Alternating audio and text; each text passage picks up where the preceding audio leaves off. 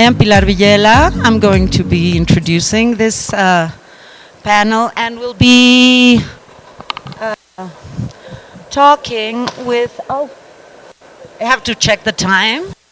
Well, we will be talking about art and humor, and I'd like to introduce the panel. We have Kenny Schachter, then Olaf Breuning, and Miguel Calderón, the polymath as an author here, and the artists they're both showing their work at the fair. And what I'm going to do is I'm going to start by, asking some questions about, not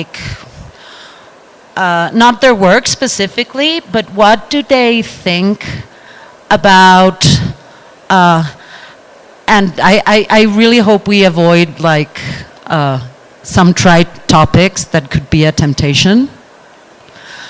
I would like you to make short comments or to have a short conversation about how art can be, the sense of humor in art can very easily become like a gesture of power, like showing off your power, precisely because the art's exceptionality in many different levels, not only its autonomy, but in general, how it lies in the intersection of many different communities and public spheres, that we could call them that way, provisionally.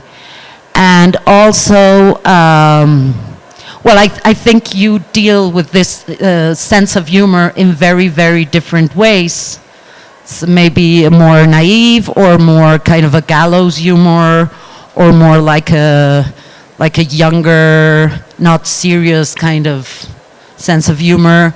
So I don't know if that's enough to start. Who wants to? Kenny? Okay.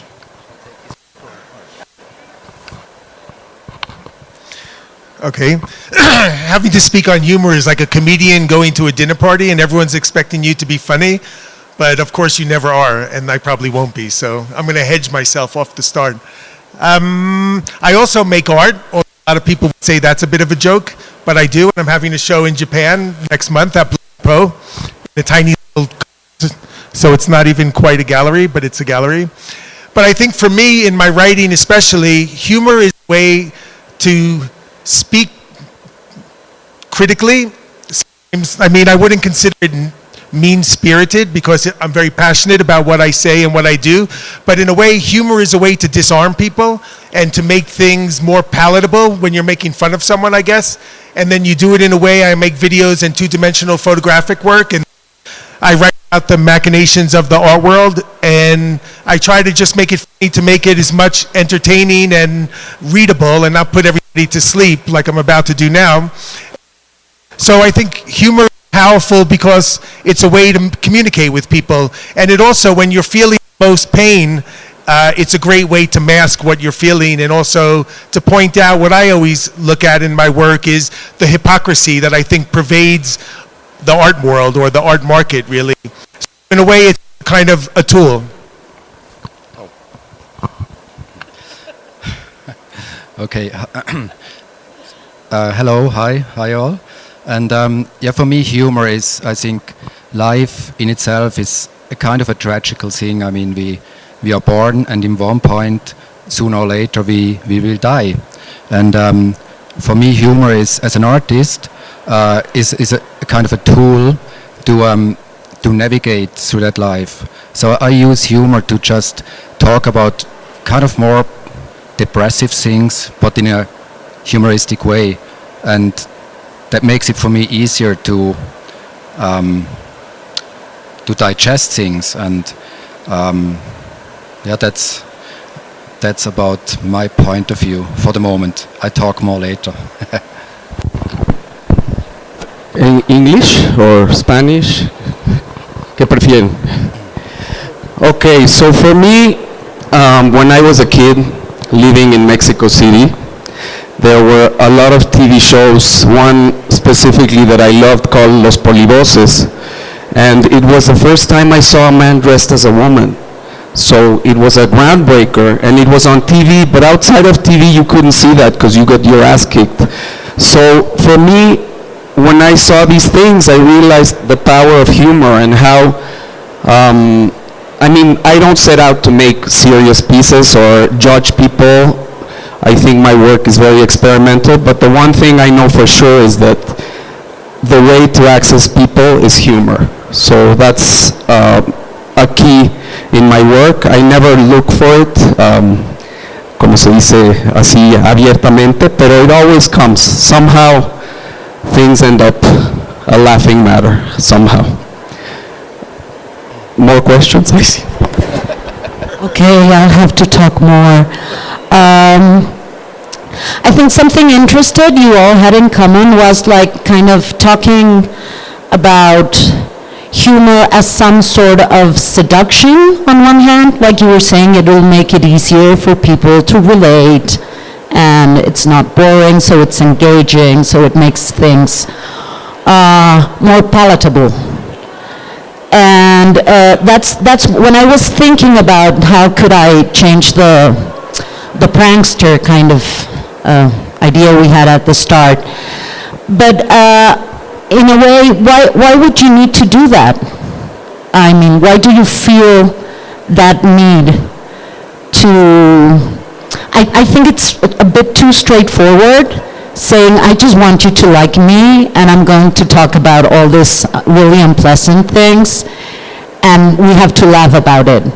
But my question would be more, knowing your work and how different it is from each other's, who's laughing? Are you laughing at yourself? It's really only self-deprecating? Or I think that individually in all of your works and with all of your lines of work, there's really room for thought about who's laughing at who. Are you asking people to laugh at you, with you? I don't think so. No, in my case, it is never a prankster thing, or I don't want to make people really laugh. I think humor is in itself a very intelligent language. It's a very fine line. Humor can flip very quick to be a bad humor or a good humor. And I think I just use the humor more that you have a more playful access to my work. So I'm not an artist who does something very not accessible, so I wanted that people have an easy entrance. But then with that you can have deeper thoughts about it. So I'm not a prankster. No, that was, sorry to interrupt, that was just the original idea for this panel, and they changed it quickly because they thought it was really a bad idea. Miguel said no way. I wrote them because I found this thing of the prank kind of a one-liner, you know? But I don't know, Kenny, you want to say something? Or? Well, I agree. I mean, I think like a prank is, I don't consider myself cynic per se, maybe cynically idealistic. And I also think there's a fine line between, like you say, like there's a fine line between seduction and repulsion. And also you think about like slapstick humor, and someone falls on their face, and you're often like, before you reach out to help them, it's a little bit funny if they fall in a dramatic fashion. Not to be mean-spirited, because I'm not. But for instance, like I teach, and when you teach, I almost feel like with my writing, if I'm going to ask you to read 2,500 words of whatever I have to say, or I don't have to say, I just think it's my obligation to make it funny, to make it a little bit entertaining, because like humor is human nature. It's just like one of the fundamental driving forces of people and the way we relate to each other. And when I'm walking down the street, or things just pop into my head, like you say, you make things that are funny without having a predetermined notion of trying to write a joke. We're not writing jokes, and a prankster sounds like you're not just watching someone falling and laughing, but you're pushing them. And I just think with the things that I write about, I get pretty offended by some of the behavior I see, because these guys are pure artists and I'm also playing these other roles. And when you see this terrible behavior, and a lot of the times it's even done to me, and because I'm kind of like this perverted writer looking for fodder and material to write about, I get this, I I find it humorous when people are like effing with me or treating me badly. And in a way, I just think humor is a kind of survival instinct. It's like a defense mechanism. And when the worst things that happen to you, and everyone has suffered some horrific thing, family, personal, and I've had my fair share of it in the past year, and I just think like if it wasn't for humor, there would be no way to get up and survive, because really it's just a positive, in the end, it's something that, a smile, even if like I'm crying inside, if I have a big smile on my face, which I often do, it's often hiding like a rash on my arms or whatever, but I just think it's like you say in your work, it's an accessible way to be with people and to humanly communicate to people. I couldn't agree more. Well, I would like to take this opportunity to thank the TV show, going back to TV, Jackass. I think Jackass was the epitome of pranks. And that, I don't know if it happened with you, but in Mexico in the 90s, artists began competing to see who would do the most ridiculous, absurd, insane thing ever. And when Jackass came out, it was a complete liberation, you know, for a lot of artists. We could go back to doing personal stuff, you know, the prank, they were taking care of who was going to do the craziest prank. So I thank them for liberating us from that stigma. That's true. And you can participate too if anyone wants to. I don't know, Pilar is the master of the conversation. I'm just a girl on the panel. Because, yeah, thank you. So generous of you. No, I was interested in what you were saying, like humor being some kind of a marker of a common humanity then, of something like fallible at the heart even of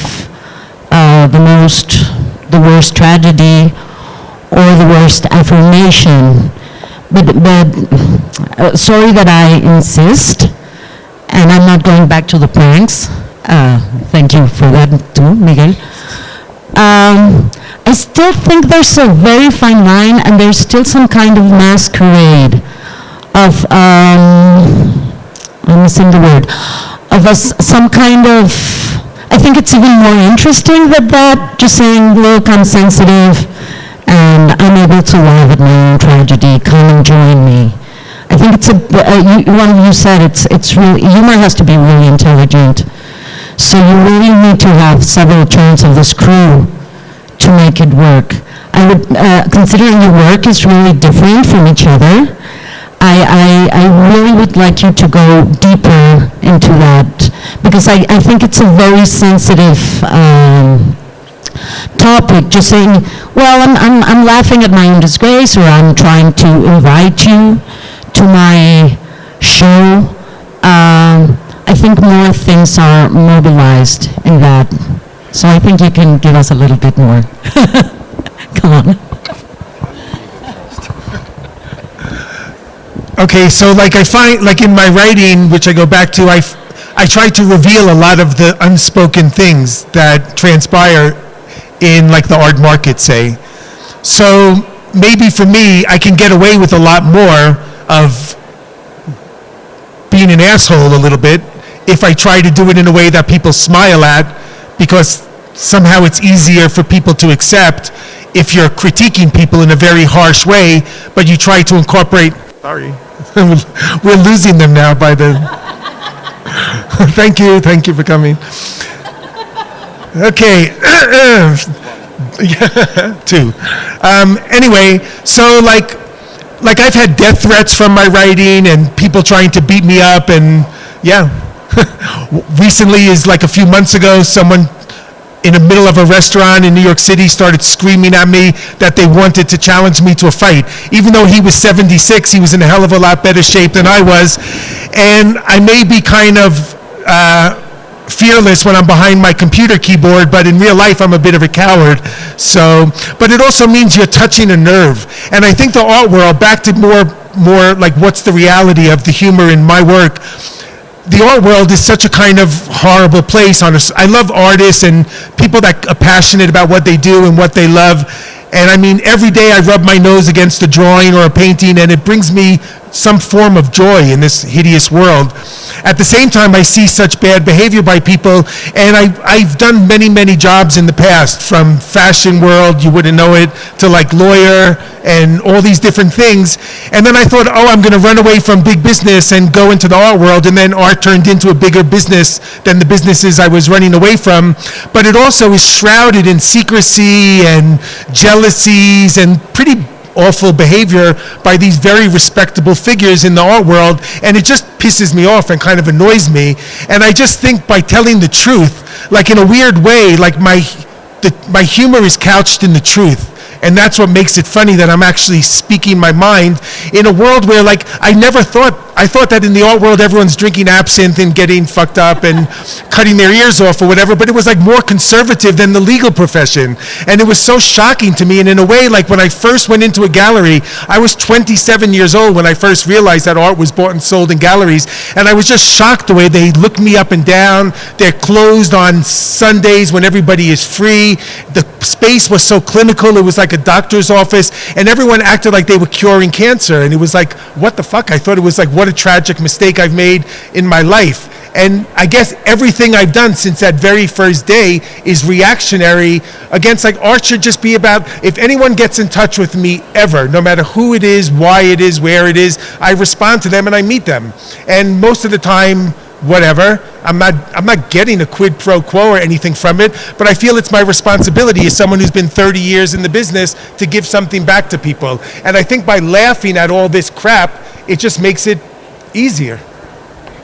Kenny, I sound like I'm running for office. Kenny, Ken, I'm waiting for my email, huh? What did I do? You didn't respond. Oh, sorry. I respond to everyone, huh? Except for you. Okay, okay, is the email situation solved here? Good. Right. No, I think probably humor has also different landscapes. I mean, humor can be here, can be there. And for example, as example, Kenny, I do enjoy your Instagram stream very much, and I think, you know, it needs people like him, especially in the art world, talking about the art world, and maybe make very brutal approaches with humor to the art world. I like that. In my case, it's different. I don't care so much about the art world, and I care about my life and the world I live in. And so my humor is more addressed to these ideas of how do I transfer my thoughts about life into my work and use humor as a way, as a gateway, as I said before. And yeah, and often I look at my two cats and they don't have humor. I think, you know, it's a human thing. That's a human intelligent language we developed. And I think but as I said, what I want to say, I mean, there are really different homes of humor, and I really do appreciate your approach very much. So.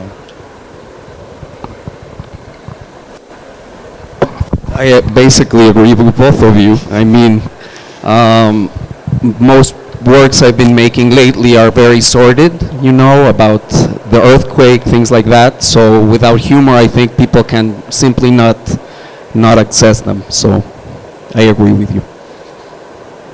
Tell us about those works. Let's see, the most recent works. Yeah, I did a piece recently at the Cibeles Fountain. At my last show at Curimansuto, I was walking by the Cibeles Fountain, which it's a copy from in Spain there's a version, and it's white and small. And I thought that it was a gift from the Spaniards to the Mexicans, like just a nice, graceful way of thanking Mexico, I don't know what for, but I realized later that they built it so they could go celebrate their soccer games when they win. And I was walking by it and I saw smoke coming out of the water fountain instead of water, so I approached it, and it turned out that the workers of the fountain were celebrating that they had survived the earthquake. And so I approached them, they invited me to their barbecue, because I knew them, I had taken pictures before. And one of them, I'm making a long story short because we don't have that much time, but it turned out that one of them had a bump on their pocket, on his pocket, and then I saw that all of them had bumps on their pockets, and I asked what they had, and they all had dog food. And I was like, why do you have dog food? And it turned out the story behind the dog food was that one of them got caught during the earthquake, and they hated this woman very much, and they wanted to kill her dogs because they pooed every day on the fountain, and they argued with her. They wanted her to clean the poo, and she didn't. So when one of them during the earthquake got caught and he couldn't get out, so this happened while he had poisoned the dog food, so he had nothing to eat, and he couldn't eat the dog food. But it turned out that a rescue dog during the earthquake saved him because he sniffed the dog food.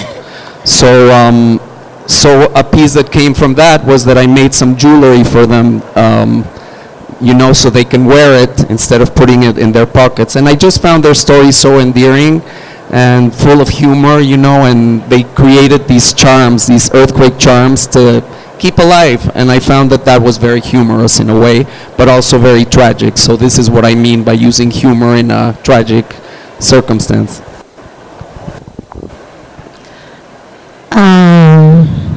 I don't know if we can say that about your point of view, but I still, like in all these examples, except you need to sort of place yourself outside the situation. And by placing yourself outside the situation, like a place of enunciation, you are siding, in a way, you're denouncing the cruelties and absurdities of the art world. You're more into a kind of the humdrum absurdity of life, like a more European tradition, shall I say.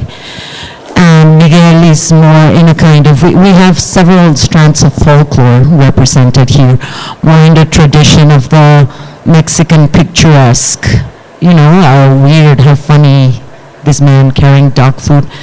But sorry that I insist, but I would really love to have you engage with that question, because I know it's a hard question. You're all as the figure of enunciation and a figure of power, because you are the figure of enunciation while you're writing in a newspaper or being a professor or by being an artist, you're already holding on to the microphone. So you're already the one who's speaking, and you're already the one who's soliciting the complicity of whoever you're addressing with your discourse. And because I think all of you are very, for me being a woman, I've insisted on that, but it was very challenging to be here. Because you're obviously all white male figures of power. And you're not sorry. Your sense of humor works because, your work of humor works because of that. Don't be sorry. Just be clever. What are you doing with that? That's my question, and I think I think it's not banal. I think you can do it now. She's just being politically correct. Well, there's a certain entitlement to be sitting here on the stage and to be in the art world.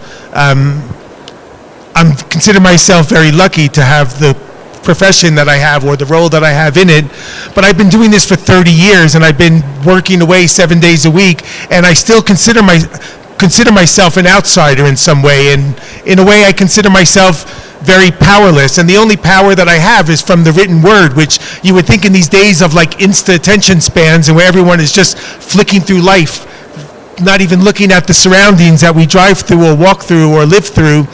I don't take anything for granted, and I consider myself very lucky, and I take it with a great deal of responsibility. And I don't think I'm sitting in a high chair like speaking down to people. I just don't do that. I consider myself lucky that one person would even open up ArtNet or open up a magazine and read one word I've written. I'm still surprised and shocked, and my son, one of my kids, is here, and he certainly doesn't consider me a very powerful figure or someone who...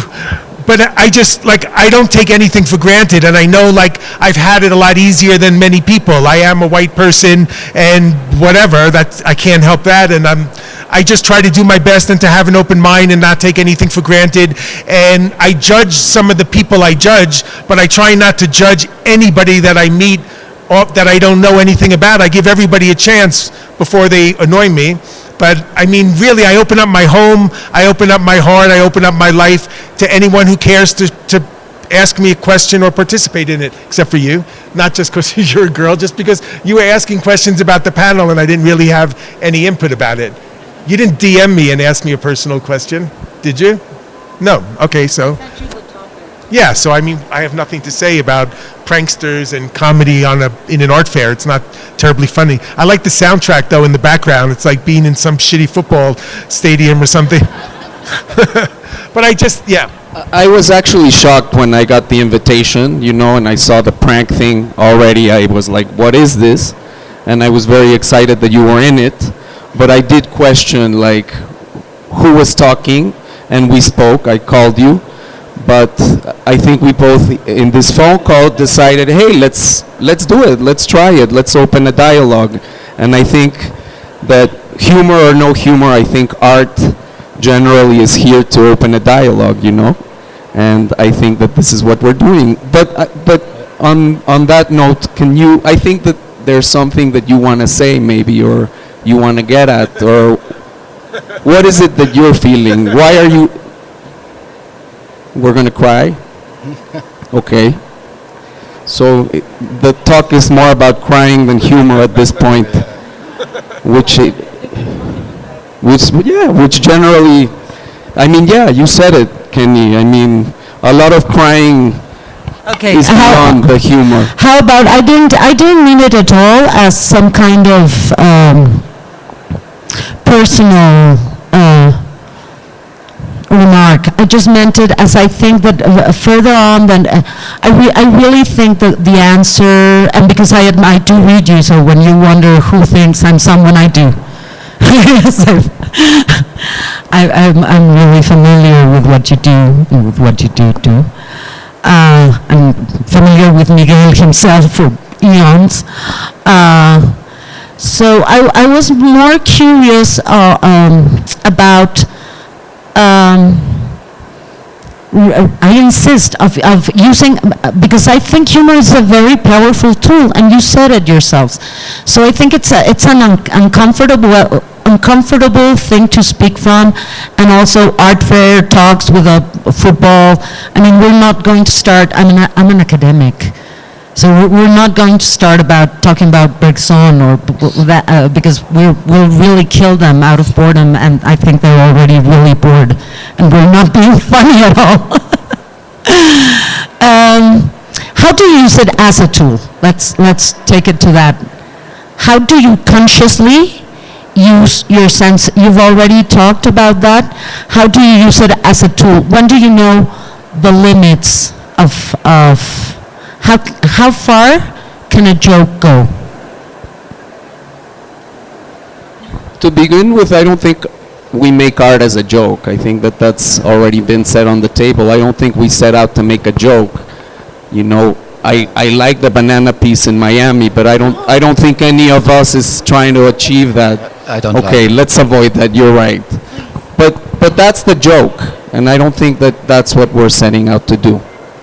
No, but I think it's, for me, it's really when I walk into a room and I meet a person I have to hang out with, and that person comes to me with a smile, I'm opening. I know that person has a certain kind of humor. When a person comes to me completely serious, it's a turn off for me. So again, I think humor is not a power. What you connect humor with power. I can just tell you, each kind of language is power at the end of the day. That just the question how you use it, and I for myself try to use it in a very soft way, not too pushy. And also something interesting, I'm from Switzerland, and a lot of Swiss artists actually have humor in their work, and maybe that comes from my background, that Switzerland doesn't have any big problems. We have nothing to really talk about, no wars, nothing, so we have maybe that fortunate. But that's really funny. Watch all the Swiss artists. They have all kind of, if it's Ars Fischer, Pipilotti Rist, or Ugo Rondinone, they all have a certain kind of humor. But it's a very specific kind of humor, I believe. I also think, like Miguel, and what you're saying, I think with your work, like you speak softly and your work is soft, it's a way to bring people in. But if we were just comedians, we'd be comedians. And like you say, what's underlying everything we're doing is not power. I don't think any of us are on some power trip. I just think we're trying to express ourselves. But I also think, like, for me, it's telling the truth. So I can't just go around and say, like, he did that, she did that, they're doing this, they're doing that. But if I contextualize it and make it more, like I say, it's just a way to communicate to people in a way that's not didactic. I hate, like you say, like someone walks into a party and they're like, oh, your work is about this, or what about that, and this is terrible, and that's awful. That's boring. That's just not interesting. If you're going to sit there and read 5 pages of text, it has to be something that isn't just one-dimensional. It takes you someplace else. And I think, like, I'm not a humorist. What's more interesting to me is telling the truth. The art world loves lies. Everyone complains about fake news, but the art world is the only profession where they celebrate the lie. Go ask any of these people, how's it going in the booths that are working there? Oh, I sold this, I sold that. And you ask David Zwirn, oh, I sold that for 20 million and this for 50. It's all bullshit. They just lie to present a certain image about things, and it's just not true. And because of my privileged position, through 30 years of hard work, I'm able to find out sometimes what the truth really is. And most of the times it's not what these people are telling Bloomberg and telling all the art press and telling these people what it is. So I think it's kind of cool to, like, tell the truth about these things. And I don't get money from it. I get $1,000 an article. I teach for virtually nothing, and I just got a teaching job at SVA. I've been teaching for nearly 27 years, and I do that for next to nothing. It's my responsibility. So it's, for me, I'm teaching this new class with all fine art students. I've never taken a fine art class in my life. For me, that's not power. I have to do so much work to prepare myself for one class. I'm like subjugated for me, it's like, it's trouble. It's hard work that I don't get any remuneration for whatsoever. No glory, no power, no nothing. I don't look at my relationship with the student as someone that I'm the big authority, because I'm not. I'm just someone who's trying to make their way in a world that's very unforgiving, and doing my best for my family, for myself, and for the people that share interests with me. And that's really, for me, all it's about. It's not a power trip. It's just trying to say things differently in a more frank and upfront way. I don't think Pilar is addressing that we feel powerful because of humor, but maybe I don't know. I'm going to try to see if I'm understanding or if we're getting at something.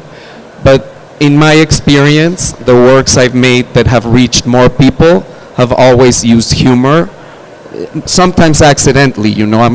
I think it's true. You don't set out to be funny, but you come across funny situations or humorous situations, and I've noticed that there is a huge power in that.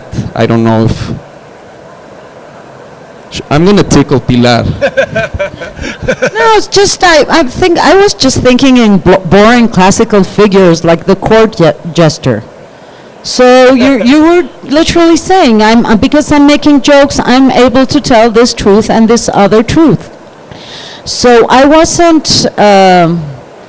Maybe because I have a very different perspective than you have. I believe I do. Which is what? Which is what that I'm totally powerless in relation to you. You have no idea. And I'm sure that the people who are working here, today, I don't know who's in the audience. I'm speaking in English, but I'm with my students who are striking at the UNAM today because I teach in a public university in Mexico. And do you know what's making nothing? Working for a public university in Mexico as a temp. That's really nothing.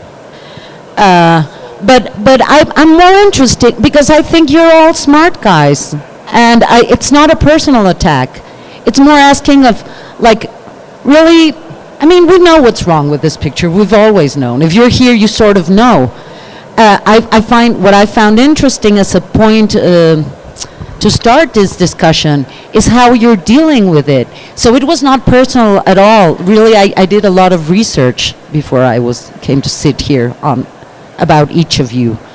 So I've thought of more of how humor can be really cynical. Let's talk about Donald Trump, who's kind of a clown. I met one academic once who told me that Berlusconi got to be the president of Italy because he was, the common man could identify with him. So everyone knew he was a crook, but because he could sort of get away with it. So I'm not bashing you because you're powerful. I mean, that would be, I wouldn't do it. And I think it would be really not interesting. What I think is, I think each and every one of us has some degree of power. And if we're in this room, if we're in this fair, unless we're cleaning the toilets, you have a lot of power, actually.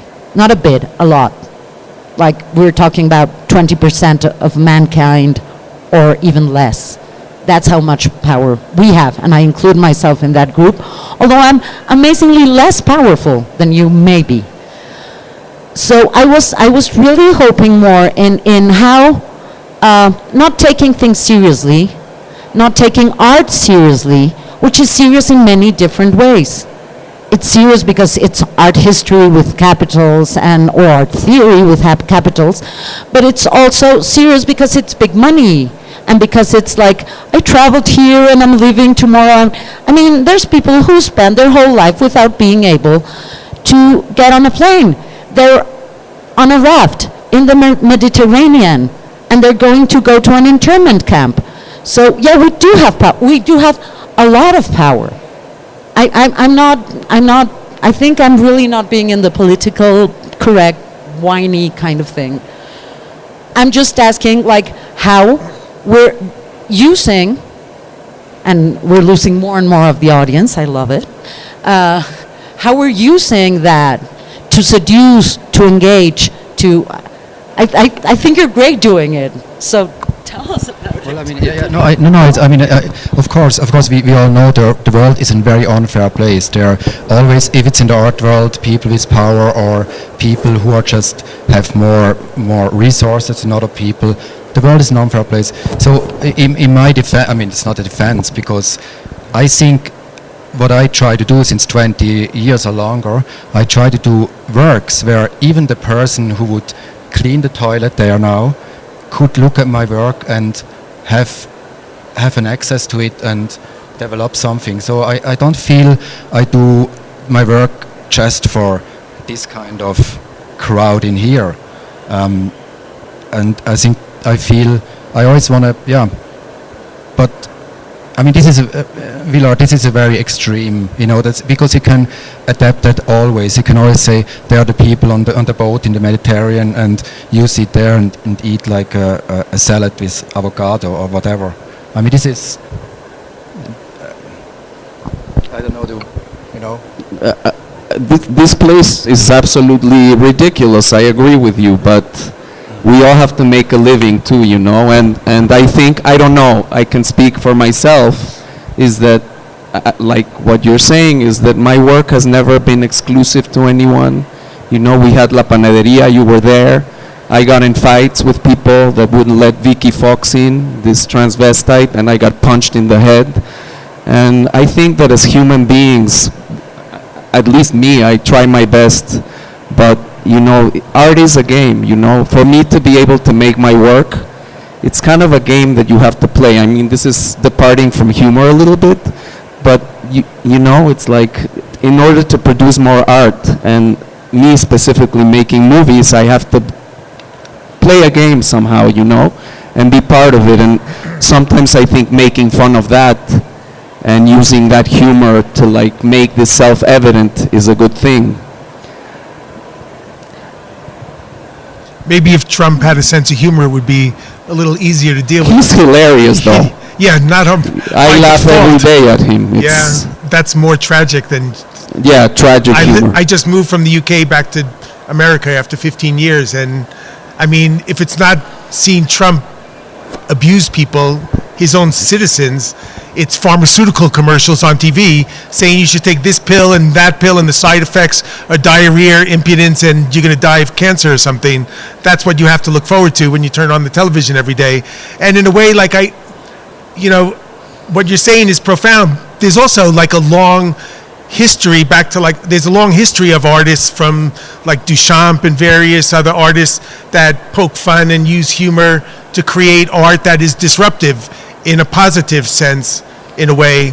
Also, I think like when artists start to get too righteous or like Ai Weiwei lying on the floor in a fetal position, replicating a refugee. That's really bad. Or his last piece, talking about the 43 in Mexico, was very absurd, and I find that ridiculous. I'd rather see a white person laughing at themselves than some artist speaking to people in an art fair about these issues that don't belong inside the walls of a convention hall. Like even, I mean, I know Rick Ratier Venetia for 30 years, but when you put a painting in an art fair that says rich people, rich bastards beware for 150 grand, like what, that's the most, that really just angers me so much. You know, I just don't appreciate it. I just think that's really a double standard.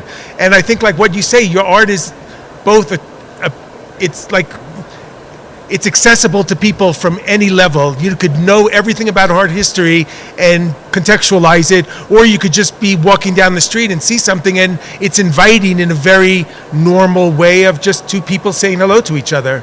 And I think art should operate on many, many different layers, and it shouldn't talk down. Even like people putting this stuff, we should buy less things. That's like a piece by Yeppie Hine in an art fair. Like, come on. That pains me. Same here. Took us a really long time to get here, but yeah. No, I something I really enjoyed, and we have a very short time, and I had to think really hard about how we were going to do this, precisely because of what you just said. And I feel that in very different ways in all of your works, it's the only way you can sort of get away with the thing you just mentioned, which is a problem, like finding this joy in art, like the old aesthetic mandate. It's still about aesthetics. It's still about an enjoyment of life. Yeah. This laughter, and in a way only this laughter allows you to escape from all these different layers of hell, in a way. So, but it's already 2 o'clock. On that happy note. So I don't know if you'd like to ask something. Yeah, please.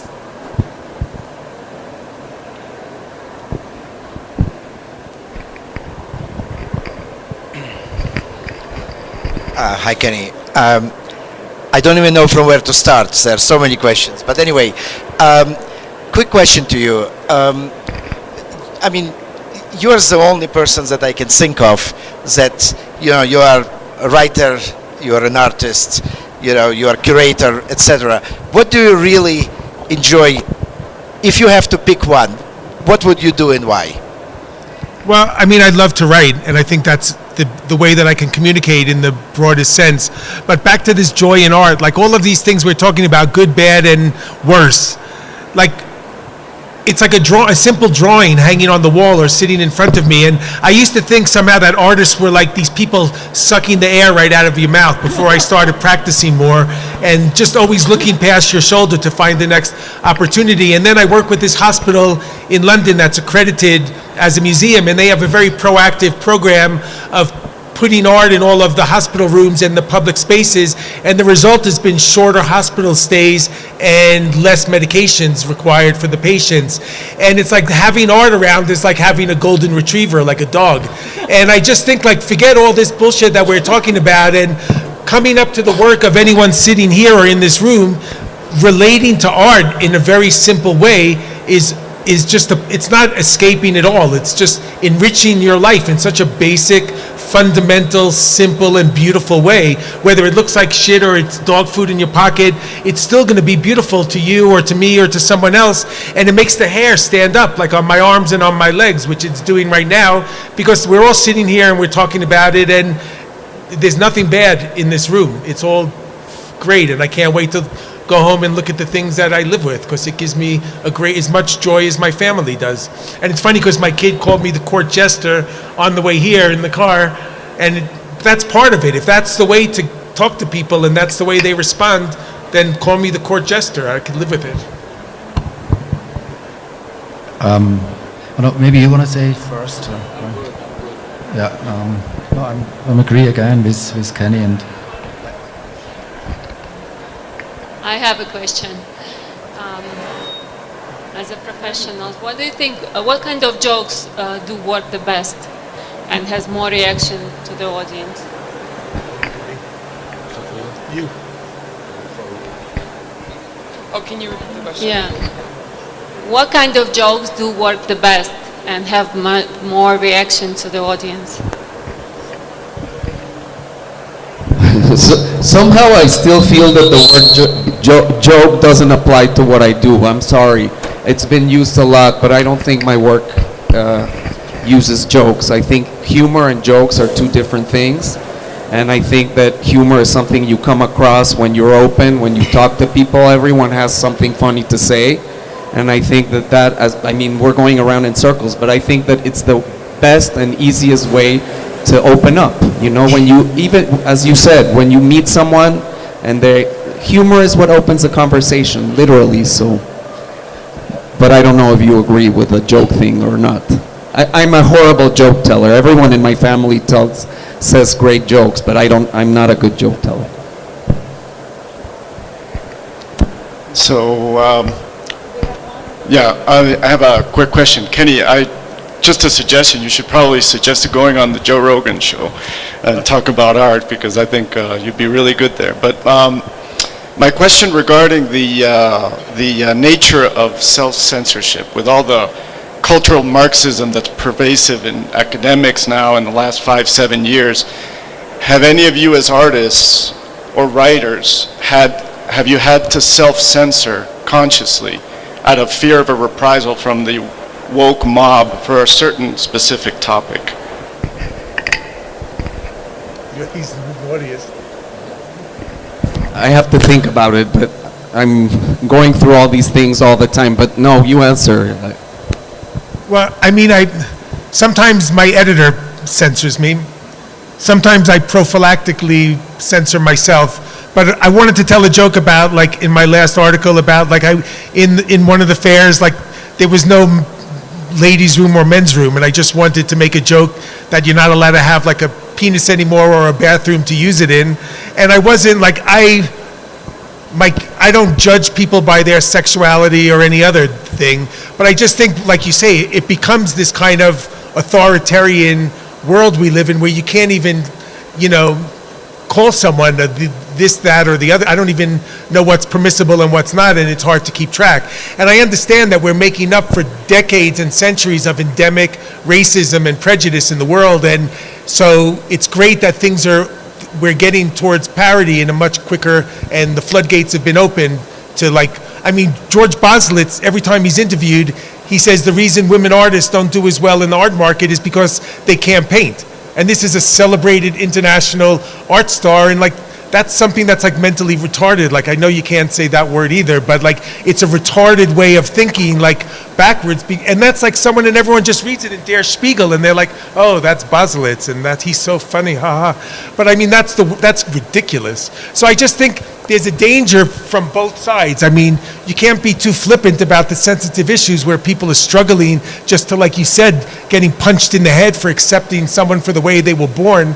I mean, I always told my kids, like, a hand is a hand, and if it goes on your lap, it's going to feel good, and whoever's the one putting it there, just go with the flow. And you can't judge. That's the way we're born, and people shouldn't make these kinds of indiscriminate judgments about people. So again, like, I just think we need to be equitable and humanistic to people, but it's dangerous if we go too far the other way and we edit ourselves too much. It's not good either.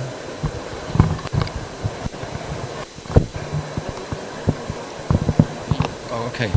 I mean, I did, like, let's say 25 years ago, I did a photograph where I would paint faces black, and I had not any bad idea behind it. I was like, again, I was in Switzerland, and this photo over the years, the last 10 years, was often criticized, and I realized, no, but that does not matter for me, because I think then you just don't do it anymore. There are certain things you just don't do anymore today, and there are many million other ways you can talk about things. So I'm not sad that I cannot paint faces black anymore. It's just, I think you have to go with the flow and see what the time requests you to be polite to the time we live in.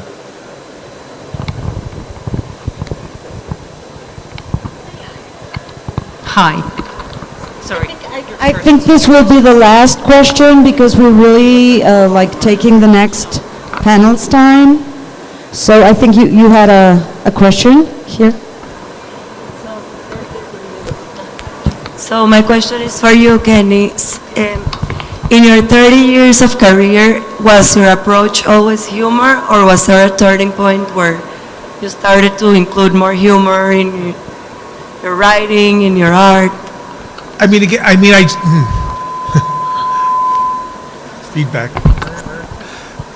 I just think it's the way that I was raised, in a way, I lost my mother when I was young, and my father wasn't terribly nice, and he was really sarcastic in a way that wasn't funny in a way. It was kind of funny, but also mean-spirited on a certain level. So I'm extra sensitive to that, and I used to stutter. I talk so much now I don't shut up, but I used to stutter until I was like 15 years old, and I couldn't even speak without faltering over words or trying to squeeze a letter D out of my mouth.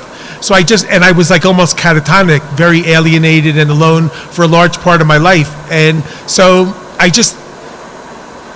humor is like an approach just to the everyday, mundane regimen of our existence. And again, I think for me it was a defense mechanism to get through some personal hardships. If you can't laugh at it, the alternative is to be miserable. And a lot of the times I am miserable, but I use humor as just a way to dance around it.